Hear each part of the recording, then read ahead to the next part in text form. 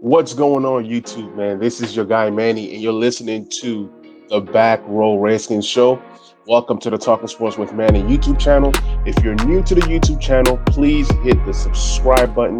Please hit the notification bell, and also like, comment, and share.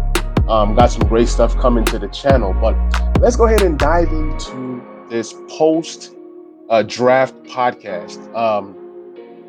Redskins Nation, in the comments below, let me know what you think of this draft.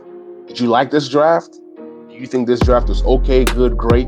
And what do you feel you would have done different if you were the GM? Now, fans definitely have the right to have their own opinions. There are some people that like this draft. There's some people that don't like this draft. We're going to start with the first pick of the draft, which was Jamin Davis out of Kentucky. He was selected at pick 19, and I think that was a home run draft pick, just for the simple fact that we needed a middle linebacker, and he can play. He can play some will linebacker. That's the great thing I like about Jamin Davis. He can play some will linebacker. I believe that he was the second best linebacker in this draft. Everybody is saying, "Oh, Micah Parsons," and then there's a drop off. We all wanted Xavier Collins. What happens? Xavier Collins gained 270 pounds and he's now going to become an edge slash 3-4 linebacker. So what this says to me is that the football team selected the best linebacker available that fits their system. Everybody's saying, oh, trade back. You trade back, you can still get a Jamin Davis late in the first round. Well, we're picking at 19. What do you want us to trade back to? You want to trade back to 25, 30 to get Jamin Davis? So I believe it was a home run pick getting Jamin Davis. I like what he brings to the table. Some of the guys out there are giving this draft pick a B plus, which is fine.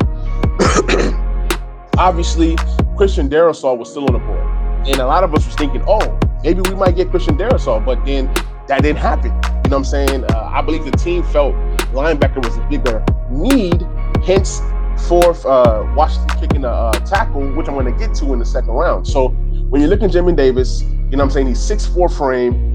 He's 235 pounds.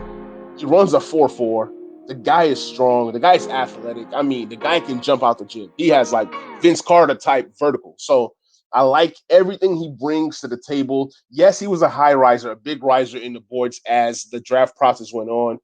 People were picking Jamin Davis as a guy that can go in the middle rounds, third, maybe fourth round in the draft. And then after that pro day, it was like, wow, he skyrocketed to, you know what I'm saying, a first round pick. Many said that he could have been a second round, a late first round pick, but it's kind of like getting value and getting the guy that fits your system. Obviously, I'm going to trust Ron Rivera and I'm going to trust Jack Del Rio when it comes to selecting the linebacker. Now, whether he starts at middle linebacker or will linebacker this year with Bostic in the middle, we'll see what happens there. There's still a free agent out there, KJ Wright, Quan Alexander, that they can bring in and solidify this linebacking group. John Bostic is cool, but I would rather have a Quan Alexander or a KJ Wright added to Holcomb and Davis to make that linebacker group awesome. So I love the pick. Some people didn't, and everybody's entitled to their own opinions. So, guys, let me know in the comments whether you like the Jamin Davis pick or not. Now, in the second round, Washington selected um, Samuel Cosmi. Okay, he's a 6'5" tackle. This guy is super athletic, and we were able to get him in day 2 in pick 51. Now, granted, this was a tackle that people said was a top 5 tackle. And for Washington to go ahead and get this guy at pick 51 is a home run pick. Granted, there's some goods and there's some bads that comes with this guy. You know what I'm saying? With his 6'5" frame, he flashed super athleticism in Texas. He's a bit raw. He's a bit raw and inconsistent, but those are things that our coach can fix. We have a very good offensive line coach who did some damage in a good way with the offensive line that we had last year. So whether you're using Cosmi as a left tackle or right tackle, I believe that he's going to be a starter come next year. He can surprise and be a day one starter, but I feel like he's a guy that John Masco can just groom and cultivate to be the tackle that we want him to be. Now, you can start off with Cornelius Lucas at the left tackle position and be fine. You know what I'm saying? Because we had Cornelius Lucas, we didn't have to go tackle in the first round. And maybe Cosme was higher on their board than Darisaw. So you just never know sometimes when you're grading picks, and we don't even know what Ron Rivera's big board looked like. You know what I'm saying? So Cosme at round 2 at pick 51, I'm elated with that pick. Next year we have free agents in Cornelius Lucas and Morgan Moses, so maybe Cosme steps in and fills one of those spots. So he'll get 1 year to sit behind, kind of like how you draft a quarterback in the first round and you kind of sit them back. So he'll get to sit behind these guys, get some reps as a swing tackle, and we'll go from there. So I love the pick. There was like a video that they kept showing of this guy receiving was it like a screen pass or something like that, or like a little pass to the side, and he ran it in like about 10 yards. So he definitely has some wheels on him. He's athletic. He's definitely a guy that's going to be very, very good for us and could end up being the potential steal of the draft if this guy pans out. So, I mean, I like this guy better than a guy like Jerron Christian. This is a way better prospect than Jerron Christian was a few years back. So I love the pick. Now we slide on to the third round. To the third round. The third round is where I was like, wow, really? I knew that we wanted a corner. And mind you, if one of the top corners that the football team loved was available in the third round, that would have definitely been the pick. So I definitely like what we did. You know what I'm saying? In terms of trying to solidify that corner position. Now, this guy is Benjamin St. Juice. I think that's how you say it. Juice. Yeah, Juice. Benjamin St. Juice from Minnesota.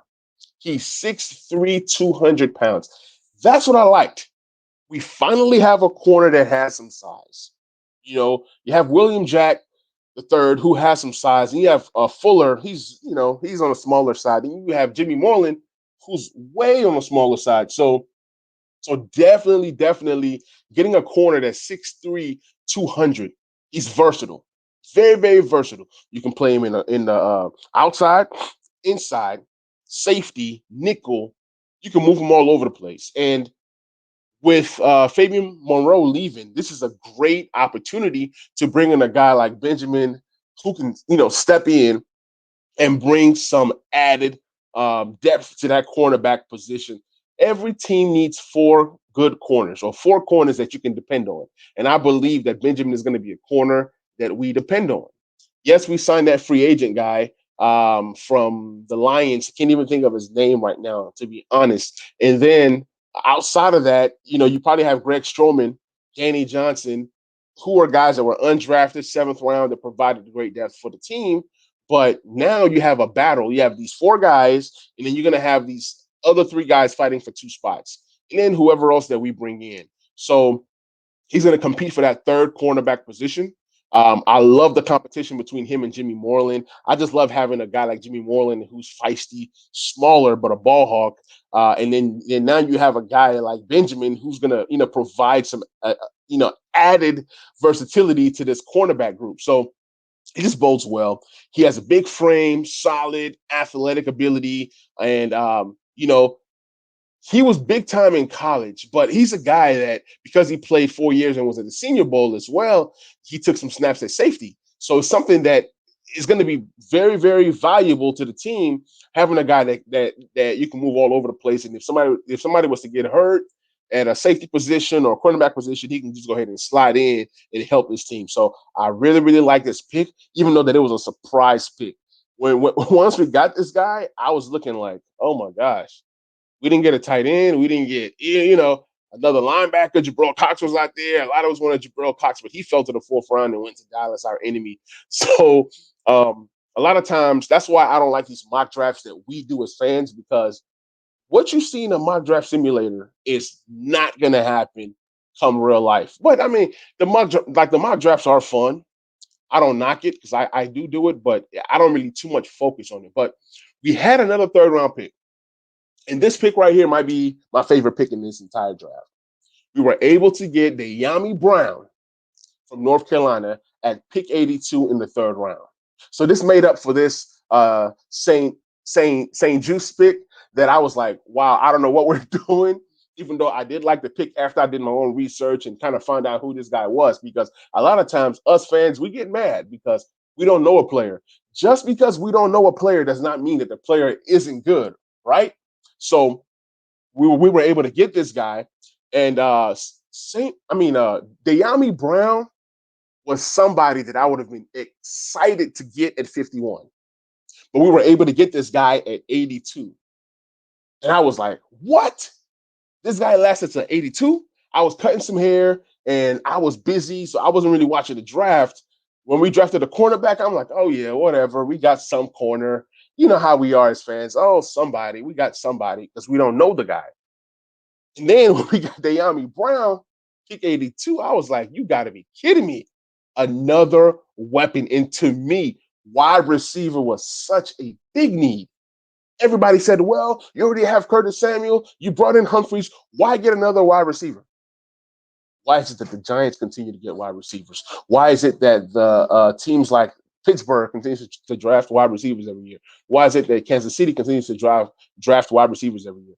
That's because you need to continue to upgrade and continue to build your skill position group always. So when you get a guy of this caliber in this deep draft, De'Ami Brown can possibly be a top 5 rookie wide receiver this year if used correctly, if he picks up the system right away. So I love this pick. It was a home run pick. Matter of fact, this pick right here solidified the top 4 guys that we drafted. When you add a De'Ami Brown to what we did with our first 3 picks, this makes the first 4 picks a home run draft, just off the first 4 picks. So let me tell you guys a little bit about De'Ami Brown. This guy, the last 2 seasons, he surpassed the 1,000 yards receiving mark for North Carolina. Obviously, they have a good quarterback in Sam Howell, and Sam Howell continues to find people. And Sam Howell is a guy that I'm willing to trade the house for to get on the football team next year, since we didn't attack quarterback in this draft. Now, De'Ami Brown, you know what I'm saying? He's 6'2", almost 6'3", blazing speed, another 4'4" guy. So you have speed with De'Ami Brown, Curtis Samuel, Terry McLaurin. Who do you cover? Somebody's going to be open. And I expect De'Ami Brown to be a day 1 starter at the wide receiver position this year. There's no doubt in my mind that he's going to be able to beat out of Cam Sims. He's the guy that you need on the outside. Even though Cam Sims is taller and, bigger, but you have a guy in De'Ami Brown who's 6'2". He ain't no slouch. And one thing I like about De'Ami Brown was that he averaged over 20 yards per catch in college. You know how hard it is to average over 20 yards per catch? That means every time he catches the ball, the defender is behind him. Guy has blazing speed. He had 55 catches, over 1,000 yards this year, and he had, I believe, 8 touchdowns. He is a amazing prospect. He's going to fit in with what Fitzpatrick likes to do. Fitzpatrick is going to have a field day looking for all these different wide receivers. And mind you, De'Ami Brown can play inside and outside. So he also fits that mold of versatility. Terry can play inside and out. Curtis can play inside and out. De'Ami Brown can play inside and out. So you're going to have 3 guys that you can use all over the place. And then you can mix it in with whoever else that makes a team. I see the team keeping 6 wide receivers this year, and we have tons and tons of wide receivers on the roster. So it's going to be interesting to see which 6 Ron Rivera and the rest of the staff decide to, pick. Now, the last 2 drafts, Terry McLaurin, 3rd round. Antonio Gibson, 3rd round. De'Ami Brown, 3rd round. I'm just saying. No pressure. I'm not putting pressure on this young kid. I believe he's going to be a stud in the NFL. Now, we move on to the 4th round, and this is the round where it was a shocker. It was a shocker because the Miami kid, Brevin Jordan, was still there. Brevin Jordan was still available. And a lot of us fan experts, a lot of us fan analysts wanted Brevin Jordan. Because in the Ed Coryell, I believe that Brevin Jordan can eat in the middle of the field. He's a gifted receiver, but his RAS score was so low that for some reason he kept dropping. I forgot eventually where he went, but we drafted a guy by the name of John Bates from Boise State. John Bates is like 6'5", has good size, but while he was in college, he didn't have a lot of receptions. So a lot of fans were mad. A lot of people say this is a bit of a reach because We're getting a tight end that's a blocker. I want to say this. George Kittle was a tight end that was drafted in the fifth round, the same round that Jeremy Sprinkles was drafted in a few years back. Now, somebody who said that, well, the body of work for George Kittle is greater than a body of work for John Bates. All I'm saying is sometimes you have these tight ends that come in and can be great receivers. When Ron Rivera asked John Bates, he said, John Bates, why is it that you didn't get a lot of receptions in Boise State? John Bates says, hey, coach, I'm willing to do what's best for the team. So what that says to me is that this guy right here, he's unselfish. This guy right here is a guy that's going to battle and fight for his team. And these are the kind of guys that I want on my football team. Granted, maybe this guy comes in, maybe he dominates, but at the end of the day, this guy is better than Jeremy Sprinkles, don't you say? So getting him in the fourth round, maybe he becomes a solid starter. We're not depending on this guy to come in and become a star. You have Logan Thomas at least for one more year. You have Semis Reyes. You have Ball on the team, and then you have John Bates. I believe that John Bates is going to be very, very, very involved. And based off of what I've gathered from everybody that I've been talking to and everything that I've been reading, John Bates already right now is the best blocking tight end on the football team. Now, they also say that John Bates has great hands. So, great blocker, willing blocker, excited about blocking, and has great hands. That's something that I want to see along with the football team. A lot of people say, well, he's slower. He's a slower tight end. He does not create explosion. Separation. He's not an explosive player. You don't need to have a home run hit on every position in terms of when you're drafting. Sometimes you are drafting to fill needs. I believe that the first three rounds are you're looking for impact players and you're looking for starters. Rounds 4 through 7, you got to fill the rest of your team out. At the end of the day, you're not going to hit a home run on every single pick. You bring in John Bates, who's going to be the more so of the blocking tight end and a capable catcher. You bring in Logan Thomas, who's already on the team, as the guy that's going to be your catching tight end. Logan Thomas tries at blocking. He's not great at blocking. He tries at blocking. And with bringing in a John Bates and bringing in Eric Flowers and with the offensive line that we're going to have this year, man, this is telling me that Antonio Gibson is going to be able to run the ball like crazy. This is telling me that they're focused on creating more holes for Antonio Gibson. And I'm excited about it. If you're a football team fan, you're a true fan, you should be excited at the fact that we're going to be able to run the ball this year. Be excited about that. So don't look at every pick as it has to be a home run hit. You know, a lot of guys wanted Brevin Jordan or Zach Davidson, you know what I'm saying, who have, different traits, different skill set. But look, Ron Rivera and Co., when they got Logan Thomas, a lot of us, including me, was like, what's going on at tight end? This year, we're saying, what's going on at tight end? But I'm trying and I'm learning to trust the front office. Maybe they see something in this guy that a lot of us don't see. That's why they get paid the big bucks and we don't.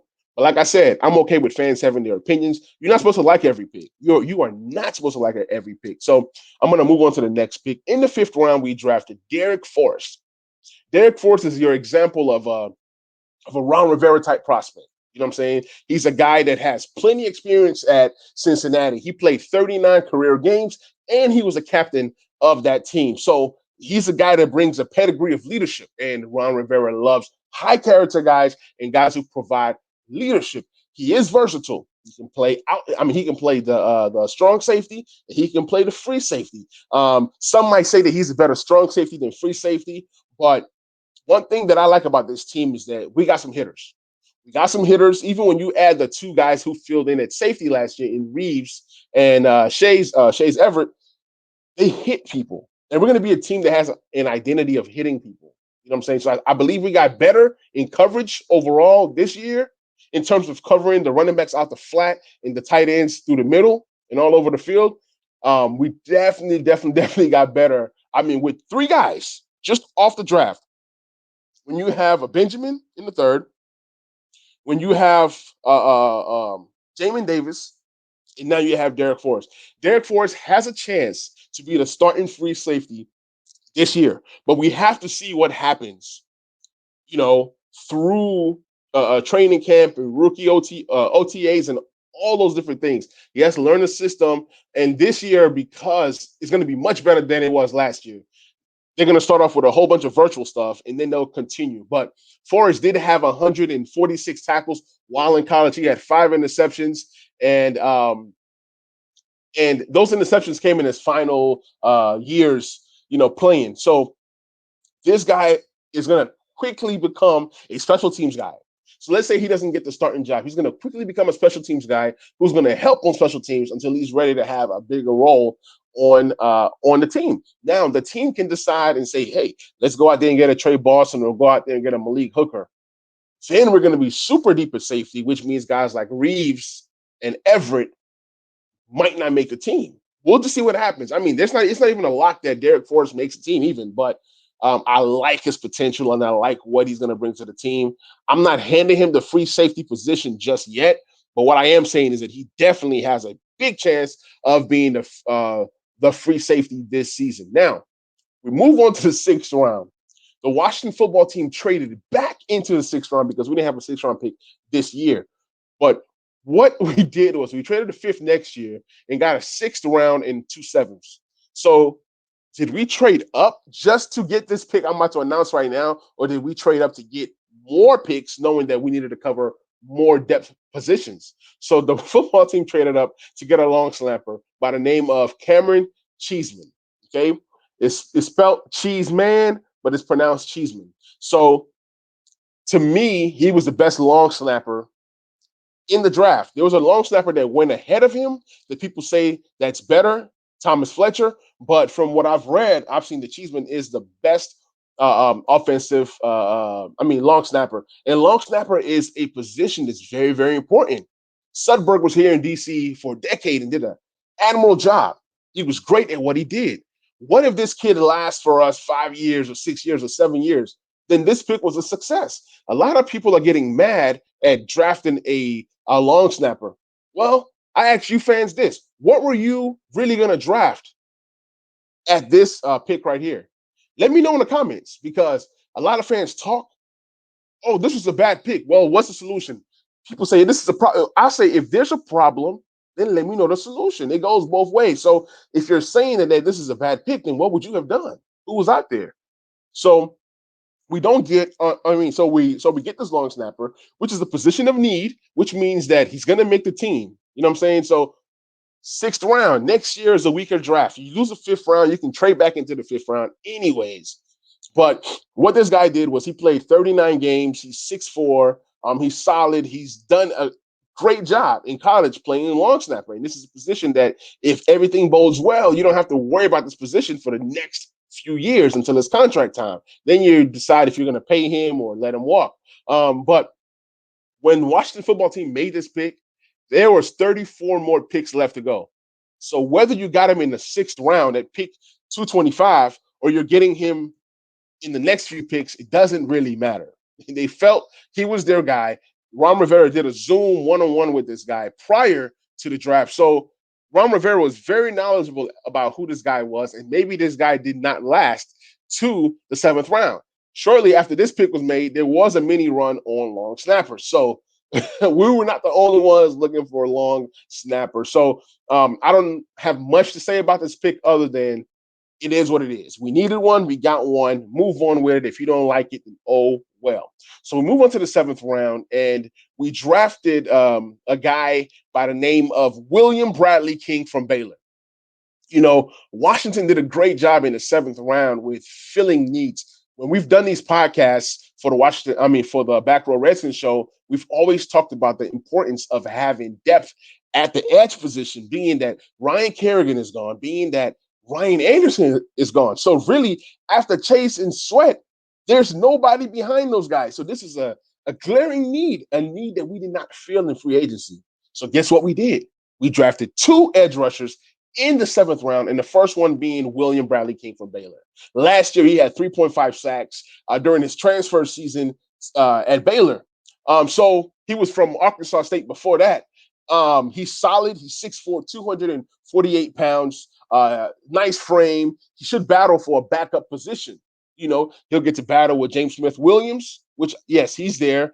which is another seventh round pick to go with William Bradley King. They get to battle and try to see who's going to get snaps behind Chase and Montez, which won't be much, but injuries do happen. Knocking on wood. I don't want Sweat or Chase to get hurt. They're going to play the majority of the snaps anyways. They're going to play anywhere from 70 to 100% of the snaps most games. So it's always good to have depth. And playing with a guy like Chase and Montez Sweat is going to elevate these backup guys to want to be the best that they can be, because iron sharpens iron. You're going to be around some all pro talent, and those guys are going to help to elevate these guys. It's going to be a fun competition, fun banter in a training camp, and you're going to kind of love that kind of stuff. Chase Young is going to get his guys fired up. He's the leader of that edge position, and he's going to get these guys fired up to want to play for the Washington football team. They're building a culture there when it comes to that defensive line. So I love what we're doing.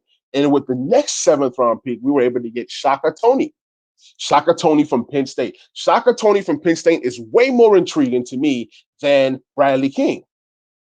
Now, what Washington did was they grabbed a guy who was a productive pass rusher at Penn State. He's not no chump. He's not no bum. He is the real deal. He had 20 career sacks at his time in Penn State. And over each of the last 3 seasons, he had at least 5 sacks each of the last 3 seasons. So this is a guy that can get to the quarterback. And when you hear Shaka Toney talking, he said that he watched a lot of Chase Young and he models his game after a guy like Chase Young. He takes some things away from Montez Sweat, and he's incorporating things into his game. Now, being around Chase Young and being around Montez Sweat is going to help these young guys to elevate their games. I'm really, really, really intrigued about Shaka Toney, and I think Shaka Toney is the best out of the 2 guys that we grabbed as an edge. I even like Shaka Toney over a guy like Smith Williams. So we'll see what happens in camp. It's going to add added competition between Bradley King, Smith Williams, and Shaka Toney to see who ends up, winning like the job as the backup edge. I think the football team keeps 5. So there's a potential that these 2 seventh rounders both make the team along with Smith Williams to round up that edge group. So I'm excited about that. And mind you, these 2 guys are more defensive end, defensive or edge, linebacker edge slash better than what Ryan Anderson was. Ryan Anderson was more of a tweener, very small, and he really didn't even know where to be. These guys are true, pure edge rushers, which is something that the football team needs, which is something that's going to add tons of value to what they're trying to do on the defensive end. Now, with the last pick of the draft was Dax Milne. I hope I'm saying it right. Zach Milne, Milne, however you say it, but he was from BYU. And this guy is a slot receiver. He was Zach Wilson's favorite target. He's not flashy. He's not athletic, but guess what? He knows how to catch the ball. He knows how to get open too. So what this says to me is this pick was like second to the last pick overall. Solid pick, depth pick, a guy that's going to come in and battle for that 5th and 6th position. With this pick, you would think that a guy like Humphreys is a lock, but Humphreys isn't a lock to make the team. With what we've added at wide receiver, what if Ron Rivera says he just wants to keep one other slot guy and decide to go younger instead of going older in Humphreys? So, not saying that Humphreys doesn't make the team. All I'm saying is that the team obviously saw something in this guy to bring him in. Granted, the practice squad might be similar to what it was last year. And if it is, guess what? You can keep more players on your squad. And if that happens, you're going to see a scenario or a situation where the football team grabbed this guy to put him on the practice squad.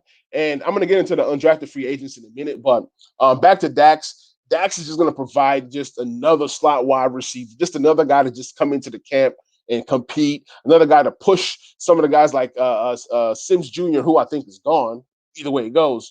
But he's going to come in here and push some of these other guys for those last 2 wide receiver spots at 5 and 6. So we got some interesting decisions to make. AGG, Antonio Gandy Golden. What's his name?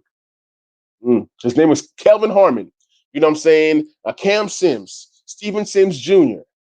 So tons and tons of talent on the team, tons and tons of camp competition. We're going to see which guys make the team. It's going to be interesting. It's a good problem to have. It's a good problem to have, and you want to have your best guys out there. Ron Rivera said he wanted to create competition at every single position and then have the guys who win those positions lead us into the season. So that's very exciting. You definitely want to have competition. You definitely want to have your best 53 guys out there leading this team and taking that charge. So last year, we were able to hit a home run in Cam Curl with the 7th-round pick. This year, we have 3 7th-round picks. I think only 2 out of the 3 make the team, but we'll see which 2 out of the 3 make the team. Maybe all 3 make the team, but it's the team definitely knows what it's doing in terms of identifying the kinds of players and characters that fit the culture of what Ron Rivera is building. So I do like that. The next guy I want to talk about is a guy that went undrafted. You know, at the time, as well as needing running back, I also knew that needing wide receiver. I also know we needed an RB2. We needed an RB2. Every guy that I wanted was practically gone. And I'm not gonna lie, I was kind of mad that a few guys that I wanted, they didn't get drafted. So we got a hometown kid from Glendale, Maryland, 195 pounds, 5'9" junior from Buffalo, Jared Patterson. He was the only undrafted guy that we signed. A lot of fans get mad. They say, oh, the undrafted free agency market for Washington has been boring the last few years. Guess what? Washington are only getting guys that they feel can make the team. What's the point of signing 10 undrafted guys for 0 to make the team, or for maybe 1 to make the practice squad or whatever? You know, Simi Cobbs of the world. You know, it happens. I like that the team is being very, very selective. Matter of fact, they're getting more 7th-rounders to pinpoint and get the exact guys that they want. So that way they don't have to have that chance of, do I get this guy? Do I not get this guy? I love what the team is doing when it comes to undrafted free agents. So you're getting your guy, Jared Patterson. When I break down what this guy has done in 3 years, it's remarkable. It's amazing. He's explosive. A lot of guys say, well, oh, he played at Buffalo. Who cares? Who cares? When people play at small school and they try to, throw that, oh, small school guy, I say production. I look at production and I look at what did the player do when he was in college. So let's look at freshman year.